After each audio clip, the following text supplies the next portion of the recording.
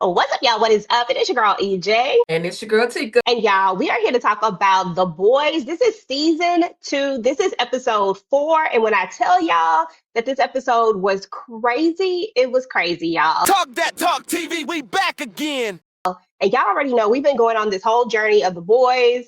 And it's a lot. It's a lot. Uh, when we come off of this episode right here, we literally come off of a major thing happening. We find out that Stormfighter is far worse than Homelander, in my opinion. Yeah, and we also find out that that bitch is, that she's also Nazi type ish. Like the words that she said to Kamiko's brother was so, oh my God. Like I didn't expect that, but now we're getting to know who she really is. Exactly. And I ain't even gonna lie. At first, I was kind of like, oh, I think I might actually like her. I think not. I think the hell not. I don't think I like her at all at this point.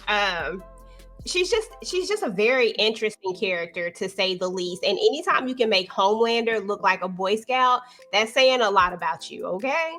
A lot. Right. Definitely.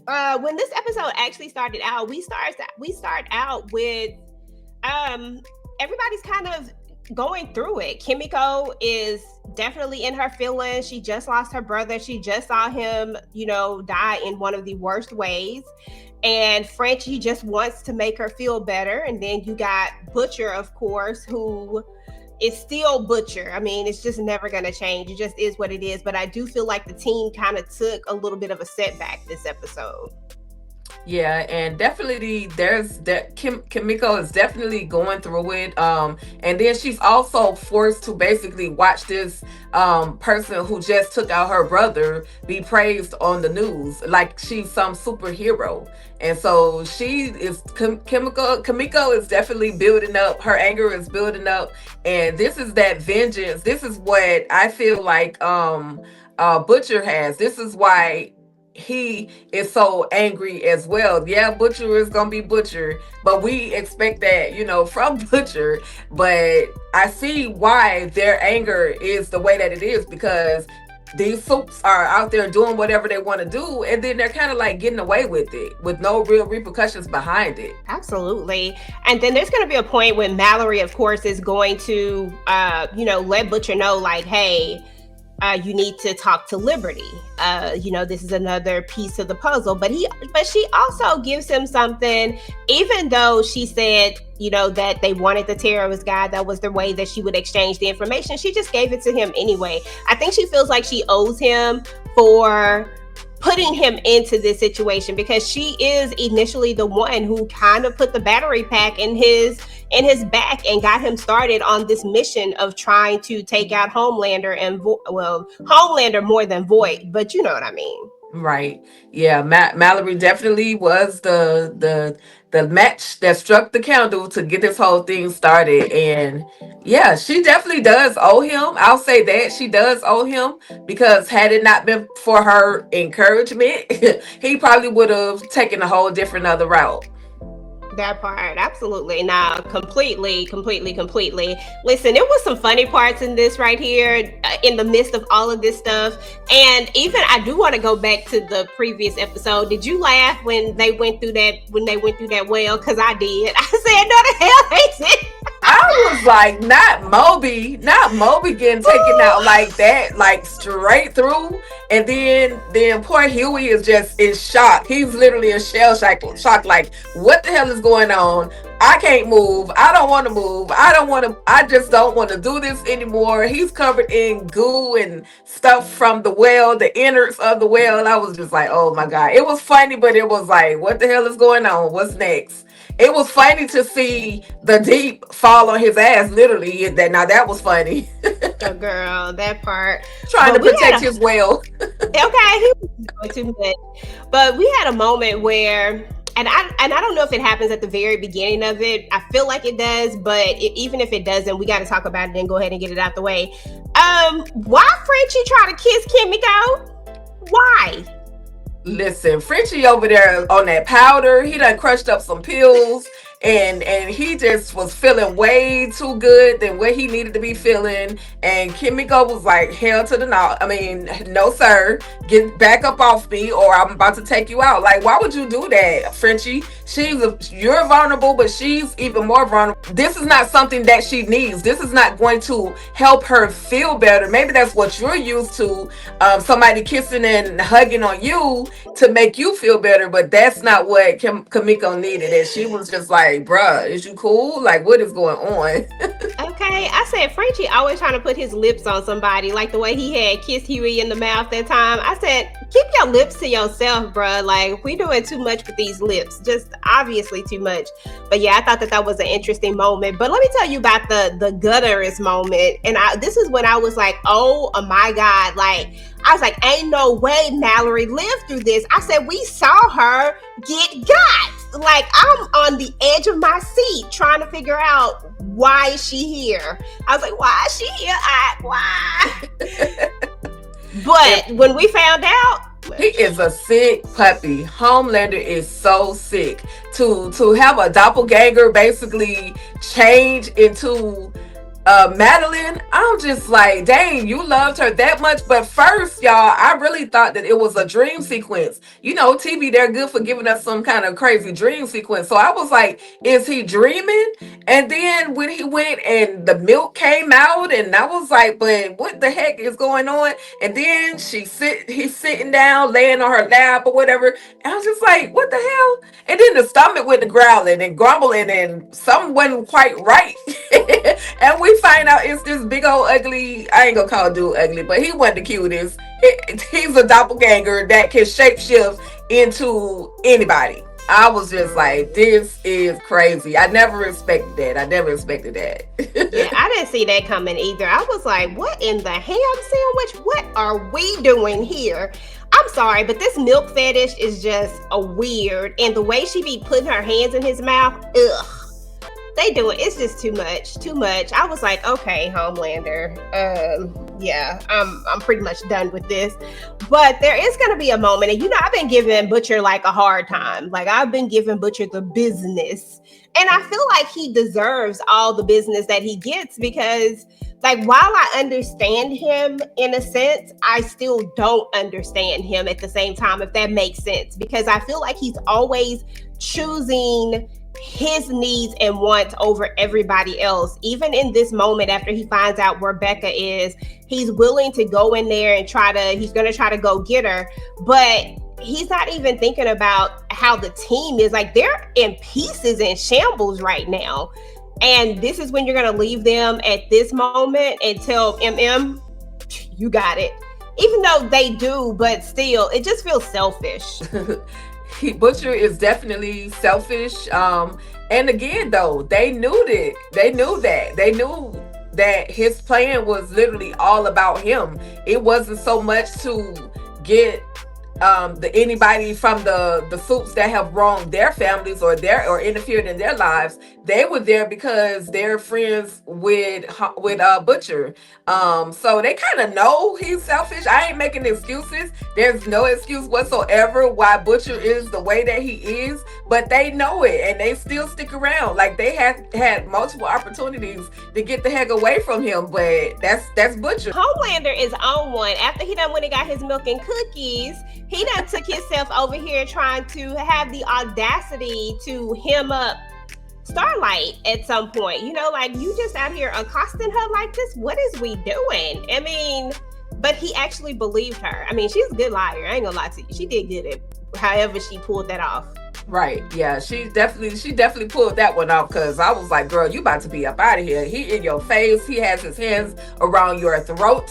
He's about to apply pressure. He done pulled you up on this wall inside this elevator. I knew it was gonna be some problems when he hit that emergency stop button. And she said what she had to say. She said that, hey, I told you, I said that we should take him to the police. He said, well, why did you question it? Why did you even pause? You should have just automatically did what I did. And she said, but I'm so pissed, and I basically hate Huey. She had to lie about that and say that she hated Huey so that he could actually believe her. So again, he fell for the okie doke. Okay. And to a certain extent, I do feel like she does hate Huey in a sense. She hates that she loves him. She hates what he did. So I feel like she kind of leaned into maybe that side of it, because we know that there's still a lot of love and care there as well. But girl, why Black Noir? Why is he out here like this? Like, bruh, is you gonna say something? What is going on? He just like Butcher. That's all he want. He's showing a picture. He ain't saying no words. Oh girl, trying to figure it out. If I'm the IT analyst, I'm like, what in the world is what you got? What? Like, write it down. Like, I know you can at least try to do something. Like, why I gotta figure this out like this? That was crazy to me. Yeah, Black Noir is definitely the silent threat that you never see coming. You don't really know what he wants, and I don't know why. I wish they would give us a little bit more background as to why he's basically doesn't talk, but I guess he doesn't need to talk when he got the strength and the ability to fight the way that he does. But he's like, hey, look at the picture. You know what I'm talking about? Who is this? What is what? What's the information? Where can I find him? What's any addresses known and connected to this individual? So yeah, he's that dude that we saw him on the previous episode where he was tearing up stuff for Vought. You know what I mean? He was tearing up some things for Vought. So yeah, definitely dark and mysterious. Dark and mysterious for sure. But I do, like you said, hope we get like a little bit of a backstory with him. That would be really, really dope to do so. Starlight said, look, I'm tired of being up in here in these 7 towers. Let me go out here and see Huey. Let me go check on my man. Because Starlight, no matter what you say, girl, that is your man at this point. She go to check on him. They still meeting out in the secret. Why was I so scared though? Like, why was I just sitting up there like, is they gonna get caught? Like, I'm literally like saying that to myself, like whispering, like they can hear me or something. Like, because I thought Homelander was gonna follow her, because for whatever reason I was like, I don't know if he believed her, but I guess he really did believe her and didn't follow her. But MM is like, this not a good idea. She don't need to go with us. But they let her go anyway. So now we on a road trip. Yeah. But I mean, that was cute and all, but this is what I really want to talk about, Tika, because the moment that we knew was gonna happen happens. And why they try to gaslight your boy? I low-key felt bad for him for like a whole 10 seconds, maybe 5. A-Train. How they try to gaslight him like that? Like, you knew you was about to get rid of him. He sees, well, I forgot the dude's name, the dude in the orange, the other fast guy. Shockwave.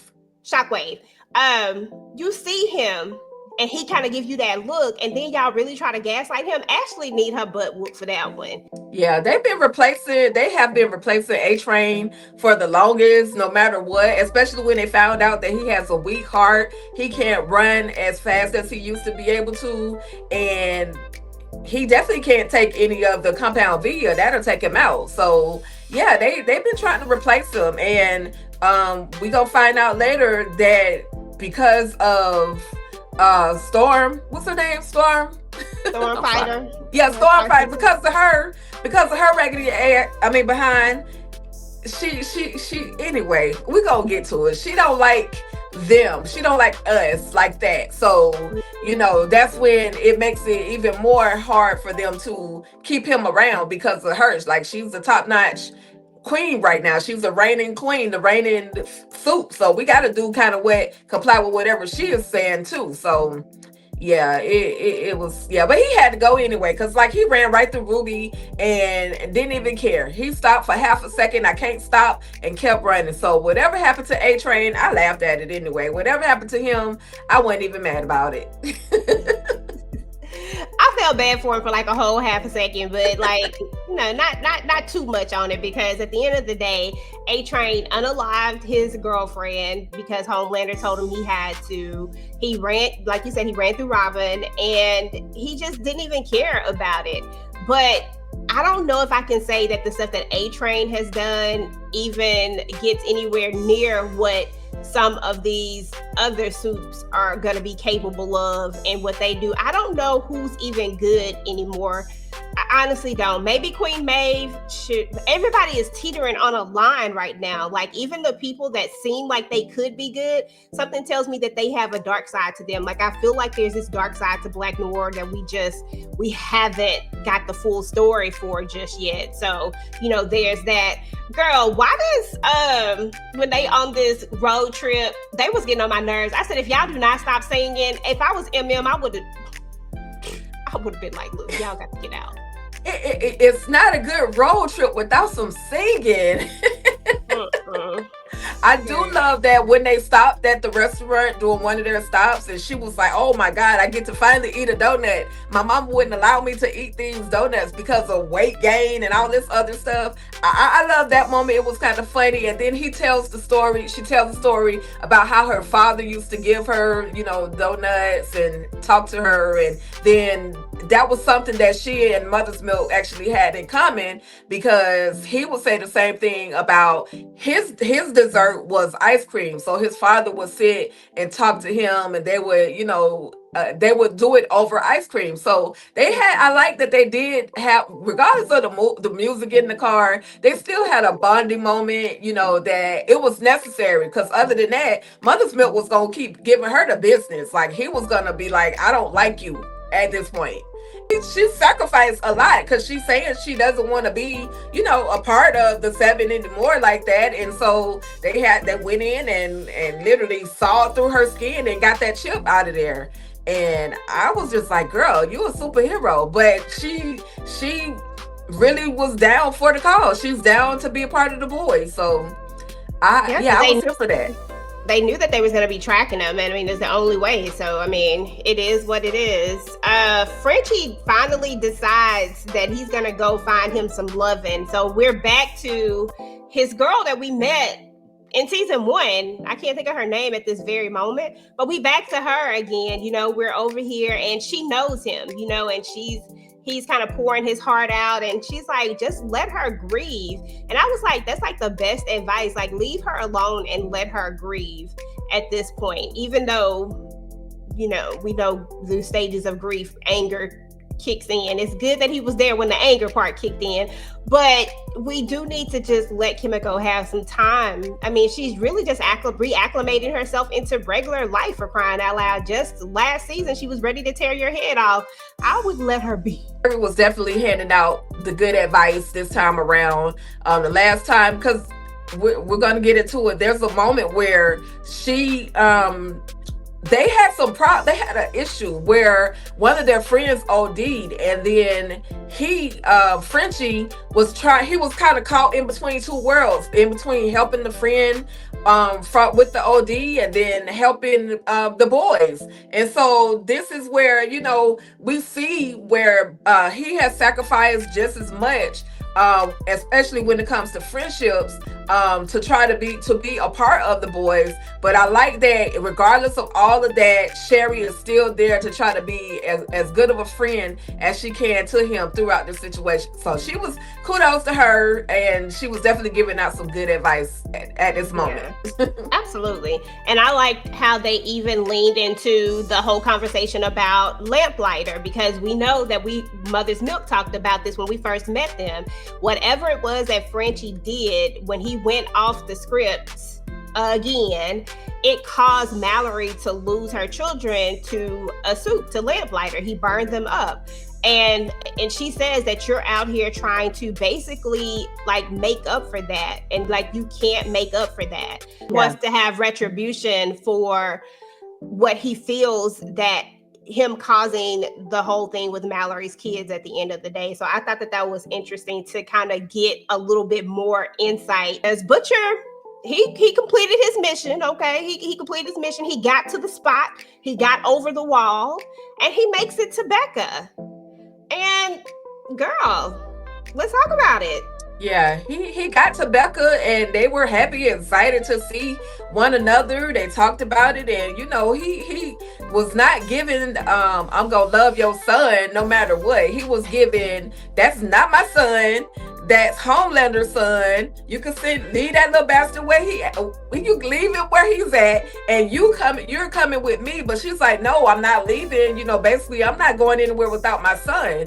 And she, but then, we gonna see she has some change of heart that we think, oh girl, you about to get up out of there. And I thought that was about to be like leave now, like skip all the other stuff, just leave now. But at the end of the day, Becca is a mom, and she was thinking about her son. But to have them out in the middle of nowhere and this fabricated community was just crazy to me. It's like, what's that?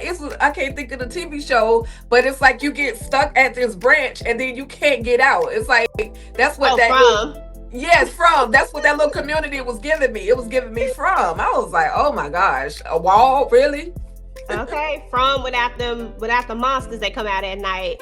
Yeah, it's crazy. I thought that I was like, they literally built a big wall around them where they cannot leave out. I wonder who all of these people are in there. Are they all people like Becca, like who have like these children, trying to acclimate them as a real, like trying to give them like these real life scenarios in order to make these children, these soup children, grow up to be normal? Like, are they trying to change the trajectory of what they did with all these other soups? Because clearly these other soups got some issues, which I probably would think probably stems from childhood. We know that Homelander's definitely stems from childhood. He's literally trying to recreate a whole family and trying to do this thing because he didn't have a family. And maybe that's what they see. They see it like, look, we did it this way and maybe we were wrong. I think, if I'm not mistaken, I think the good doctor, what's his name? Valdembaum. I think he even, something like that. It's something with a bomb and a V. He even says that at some point that maybe that he should have had a mom. I don't know, because I think each individual is predestined with a certain type of DNA, a certain characteristic already in them. And whether they're gonna be good regardless. Just like, this is why I feel like some soups are good, like good natured. Starlight, she's a good, I guess, maybe it would make sense. She was raised by her mom. She didn't have her dad, he left, but she still was raised in a loving environment with the mom. So maybe that is what they're trying to recreate, to where the soup comes out a better soup than what they have now, and can replace all these other hellions that they got. Because the ones that are like Homelander, and then God, man, I feel an ounce of empathy only for Homelander, because they literally, as a baby, stuck him in a room with his little blue blanket, which he spazzed out over. But they left him literally in the room by himself as a child, and only for someone to wave at him from time to time through a window. But I guess we should see, I mean, to be fair, little Homelander, I'm gonna call him that for now, Lil Ryan, I'm gonna call him Ryan. Lil Ryan is totally different from Homelander. I mean, he totally spazzed out at Homelander on the last episode, like, leave my mama alone. Will genetics really take over? Homelander is horrible, but like you said, Starlight is not. And in theory, Queen Maeve could be a good person if they hadn't twisted her into this other person. But lately, we've been seeing more good than bad, to be honest. Huey and Starlight, they couldn't control it. Like, he was like, look, that's a good idea. When they were picking rooms, he was like, yeah, that's a good idea. Was trying to get him, don't do it, don't do it, don't do it. But instead, that late night vending machine, she done picked the Almond Joy. Girl, listen, I like an Almond Joy. I like a little Almond Joy got nuts. Mounds don't. Like, Mounds is the one that people don't like. I like an Almond Joy. Now, I don't know about that Charleston Chewy. I ain't never had one of those. I don't know what that is. And what's that other one that she said? Honeybee. It was like Honeybee or something like that. Yeah, I ain't never had one of those either. I don't know what that is. Yeah, I'm gonna tell my age a little bit, but I've had all three. Charleston Chews are good. They kind of remind me of something with the nugget, not the nugget, but the wafer kind of crunch to it, and then it's super chewy. But you're gonna be chewing for days, and this is why anybody born within the 70s and the 80s, like why they probably got a lot of cavities, because that candy was so thick and chewy. And then the Honeybee is just pure honey and like caramel put together. That was another one that was good. But she liked the old school Candy, and yeah, I'm not mad at her, but he was like, Almond Joy is disgusting. Boy, Almond Joy is the best thing popping. Like, what are I you love talking Almond about? Joy. What you talking about, Huey? I would eat a whole bag of anyway. Girl, me too. I like an almond joy. Like I said, Mounds is like, it ain't got that almond in it. It's something about that almond and that coconut and that chocolate that just make like a good little, like it's just a good mixture. I don't know what Huey is talking about, but I do know that he was in there like we finna get it on, and while he over there getting it on with Starlight, Rebecca and Becca and Butcher is over here getting it on as well. I said, so we all just getting it on. I see. Right. Backseat of my Jeep. Let's swing an episode. Hey. They did what they had to do. I mean, it didn't surprise me that Butcher and Rebecca did do. I mean, it's been a few years since they've seen each other. They love each other. And so yeah, I guess it was time. But yeah, they trying to make a baby for real. Another one. Okay, that part. And then when we get to so you know the seven, they are literally, what do I want to call it? They are literally, they're a face, right? They are a brand. They are a product, as Butcher says. Right. Product. That's what he called that baby. Oh, baby. But they are a product at the end of the day. And so, of course, we see them on the talk show, and we see them, trying to talk about everything, kind of trying to, coax everything out about this whole Compound V. Oh, we didn't know about it. Everybody got amnesia. Nobody knows about it. It was all Madeline Steele, right? Like, this is all her. Like, of course, we got to blame the person who's no longer here, even though she did. I mean, it is what it is. It's kind of true and it's kind of not. But Maeve gets a big old surprise from Homelander, because Homelander, again, with his lurking self, I thought Translucent was a lurker. This Joker just know everything, always paying attention. And what does he find out, girl? Homelander is so freaking petty. He tells everybody that this lady is a lesbian. Like, so what, Homelander?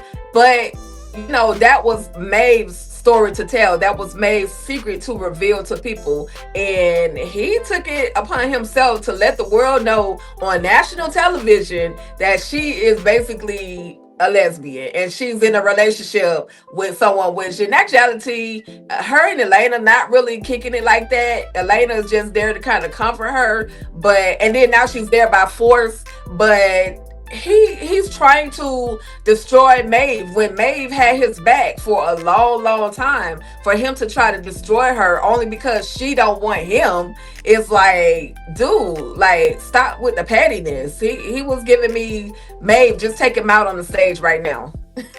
Okay, that part.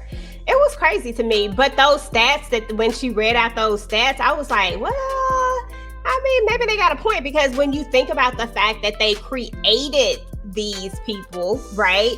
And then you think about how many are minorities and how many are, like, when you really sit and the way she was throwing out those numbers, she kind of had a point, which is why Homelander went on this tangent of making it known that, oh, the seven has this, but you just kicked him out of the group. Remember? Right. Like, he's no longer part of the seven. So I thought that was really, really interesting how people are really starting to like really dive into like, oh, so they're made. So y'all did this on purpose. So this is this. Oh, okay, let's see. But Maeve was a little bit, she was like, okay, so you're not gonna do nothing to her. I don't trust Homelander enough to believe that he's not going to. Maybe not. The only reason why I say maybe not is because of the ending that we got with Homelander. Homelander has decided, he don't care about nobody but himself. He don't care about people loving him anymore. And right. This is after we have this conversation. As a matter of fact, let's jump into that now, because of the fact that Homelander sees the thing where Stormfighter is rah-rah-rah-ing the crowd up. Like, it's always somebody who does this too. She's rah-rah-rah-ing the crowd up. She's going against Voight, the very people that she worked for. Voight is bad, yada, yada, yada. And are we going to stand for this? And she's just really riling them up. Like, she's creating her own thing. And I'm like, so y'all going to let her stay in the seven, even though she's going against the whole brand? Y'all not, like, we just going to let her stay? I mean, y'all got superheroes that could possibly take her down if we really just united together if we really wanted to go that route. But so why are y'all not taking her out? Well, now that she's created this big crowd of people and this fan base, I don't think they can. But I'm talking about right before that, you could tell that she was going to be a problem. I don't understand it. Right. Yeah, she was definitely just it was all about, about her and her people, and she was giving Nazi leader. Like it was nothing that we could hide from that. Like she was giving all hell storm, whatever. Like it was all about her. And Kimiko was out there in the audience about ready to light her up, but thankfully she was told not to do it. Like because Frenchie was like, you could get hurt. Like, don't do it. But I was with Kimiko. I'm like, girl, let's just go on and take her out. I'm so sick of her and all of her shenanigans. Like, yeah, let's just go and get rid of her. Finally find the person that we're looking for that's going to give us some answers about Liberty. First and foremost, shout out to Dawn, okay? Shout out to my girl, okay? Because that's all I was thinking about. I was like, okay, looking looking the same, skin glistening and everything. Right. Gosh, she has not aged a bit.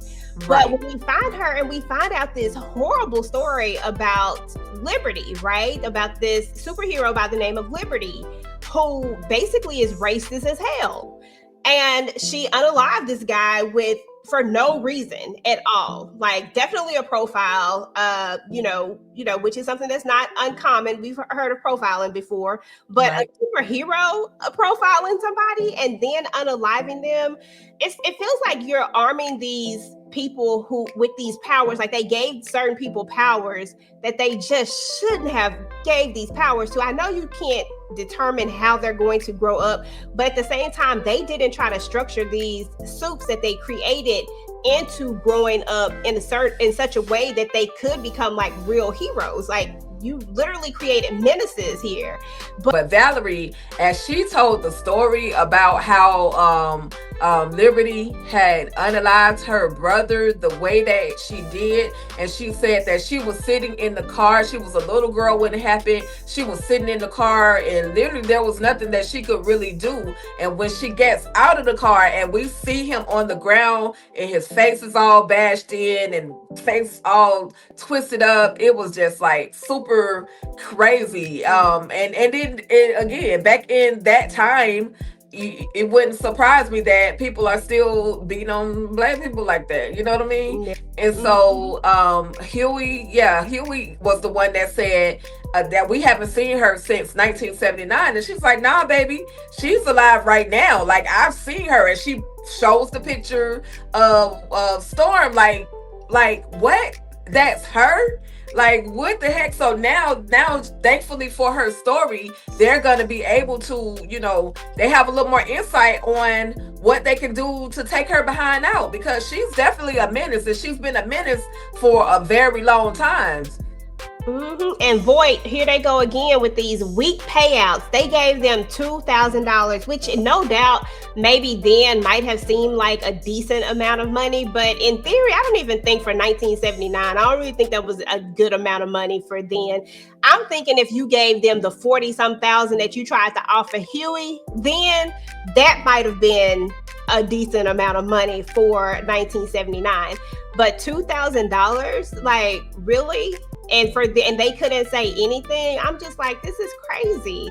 Like y'all are a $1 billion company and y'all soups do these heinous things, and these are the weak payouts that y'all come with. Like there's no way you should have offered Huey no $40,000, and then you offered this family $2,000. Got me side-eyeing the heck out of Voight. Seriously. Right. When I saw Liberty though, or when I saw Valerie, I thought, oh dang, we had another black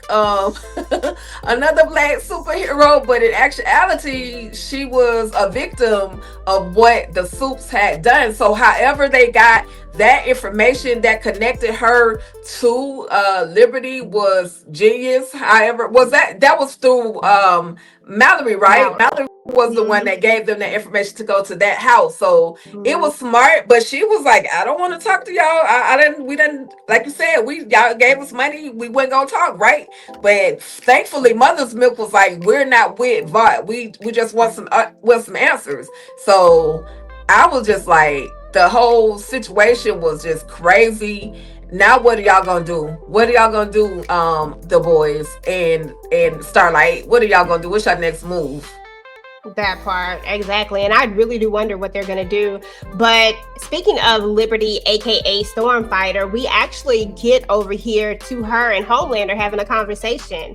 And Homelander, look, he ready to take her head off. Now, she ain't crazy. She know that she probably can't go against them eyes like that. You know what I'm saying? Like, I don't think she can be quick enough to go against him, like head to head, one on one.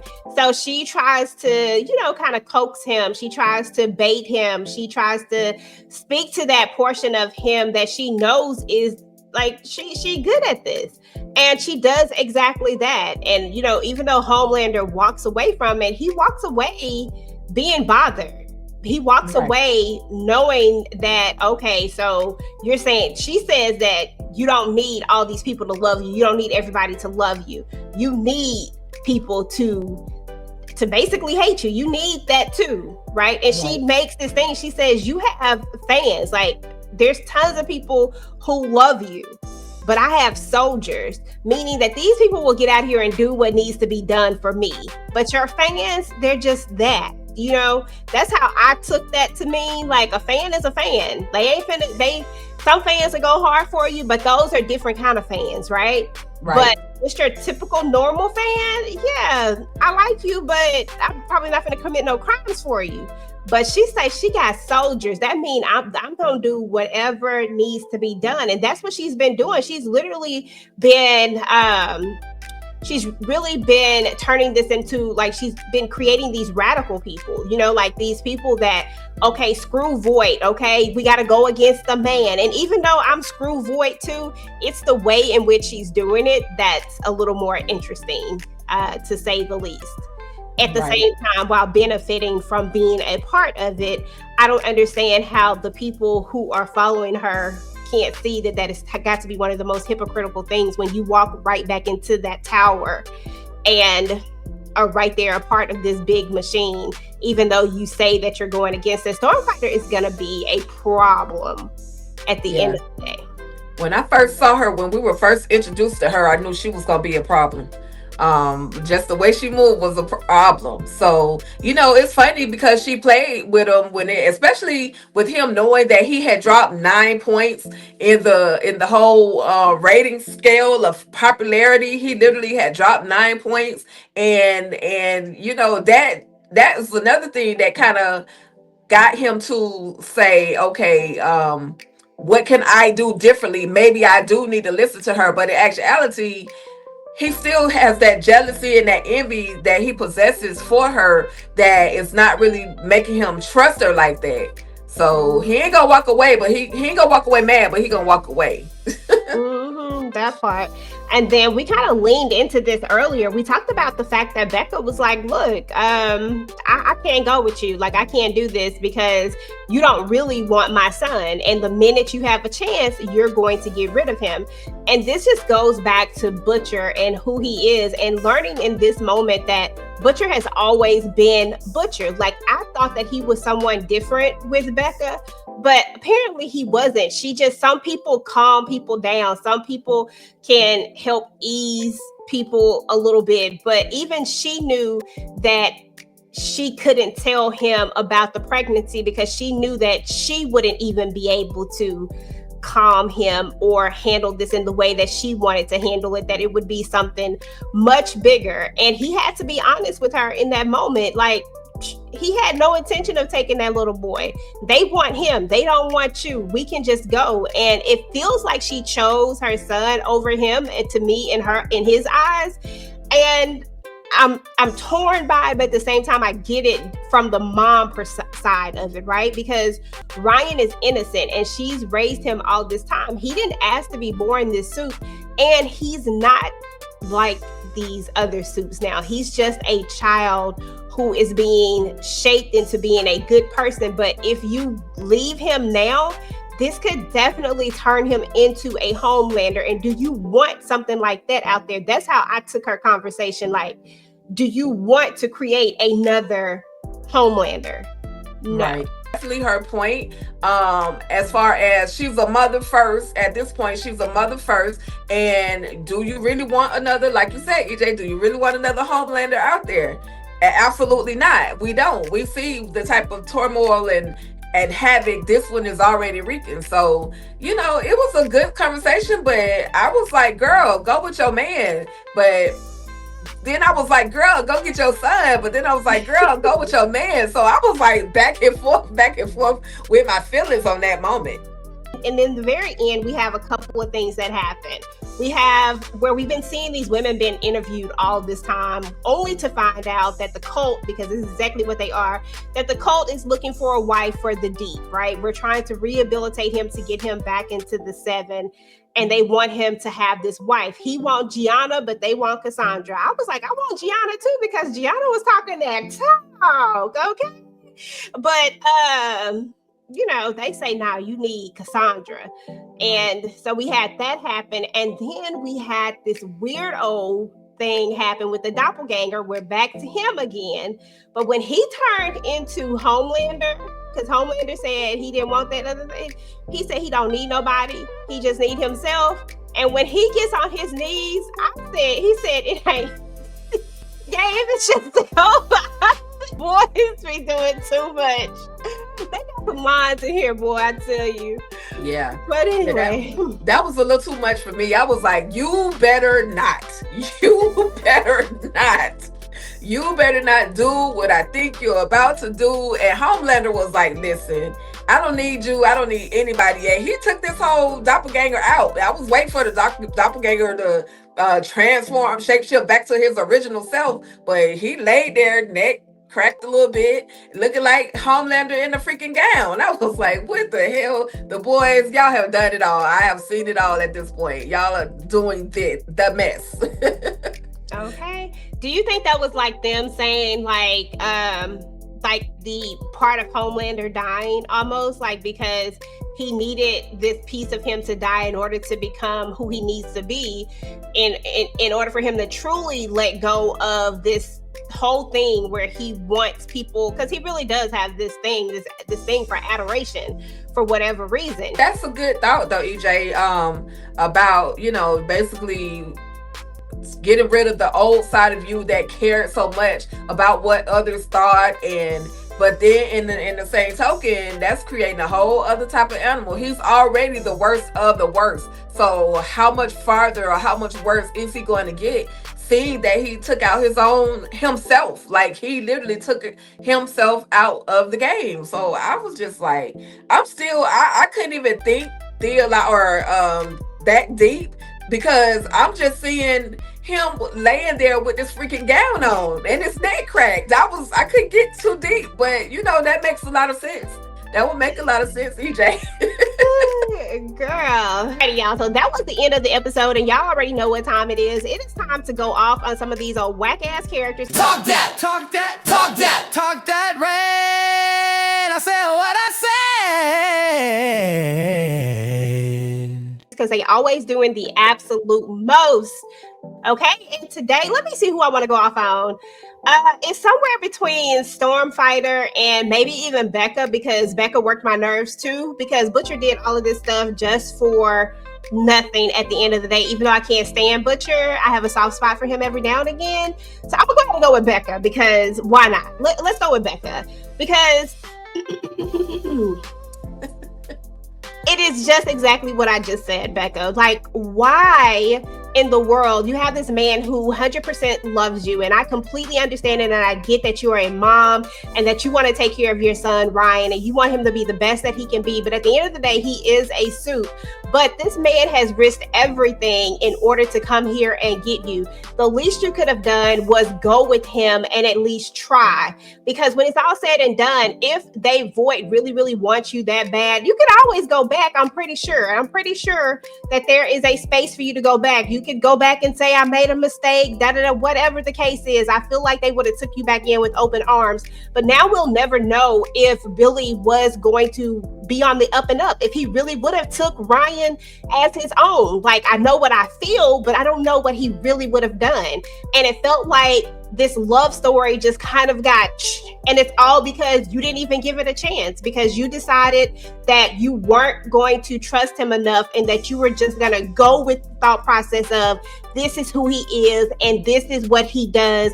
And you didn't give him a chance. Even in the beginning, when you were pregnant, you didn't give him an opportunity to say or do whatever it is that he may or may not have done.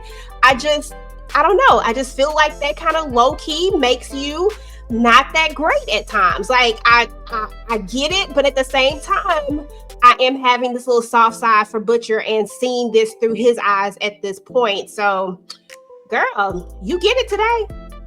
I'm definitely here for that. Becca was gonna be my one, but since you got Becca and got Becca together, I'm gonna have to go with Frenchie this time around. Frenchie, like, I need you to get it completely all the way together. You out here crushing pills, snorting pills, doing all the ignorant things that you should not be doing. You going over there, you trying to kiss on Kamiko. You have no idea what Kamiko went through at that camp. You don't know if somebody tried to mess with her. Like, you don't have any idea what all she really went through. And so for you to take yourself over there to comfort her and kiss her or attempt to kiss her, you better be glad she didn't snap, crackle, and pop your neck and have it rolling on the floor somewhere, sir. I need Frenchie to get somewhere, calm it down, and just do the freaking job. I know you're trying to make up for some things that happened in the past, sir, but just do your job. You're not there to kiss on Kamiko.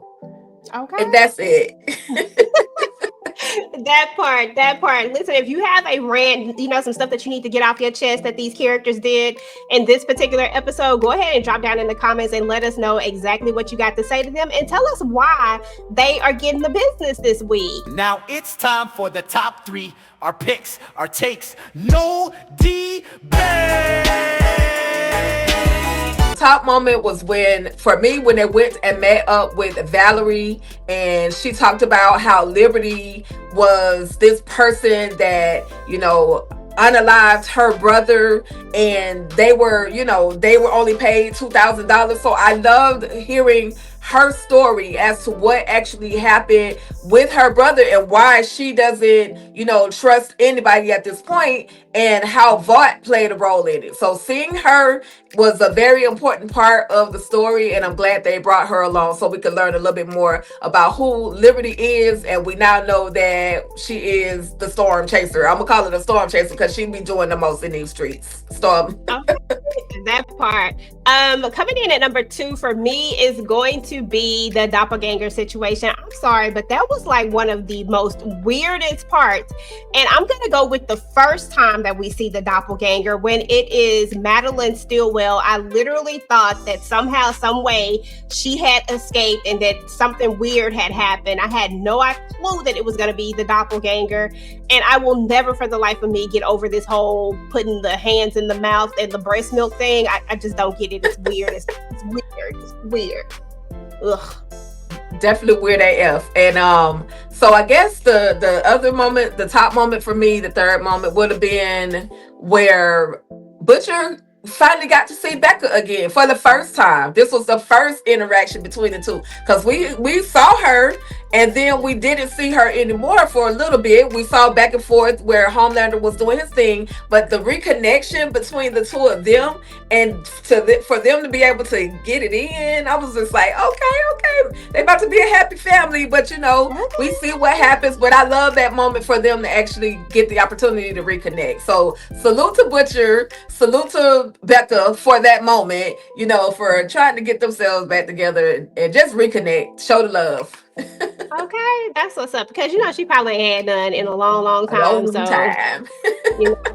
I just don't see it happening, to be fair. But, it is what it is. So, y'all, that is what's up with season 2. This is episode 4. And let me see what the name of this episode was, because y'all know I'll be forgetting. Nothing Like It in the World. So that's what's up with it, y'all. Let me know what y'all thoughts are about this episode. Let me know what y'all thought just about this whole Starlight, of course, says goodbye to Hughie. Do you think it's goodbye forever? How did y'all feel about finding out that Stormfighter was really Liberty and that she has a questionable past and that she is going to be a big issue?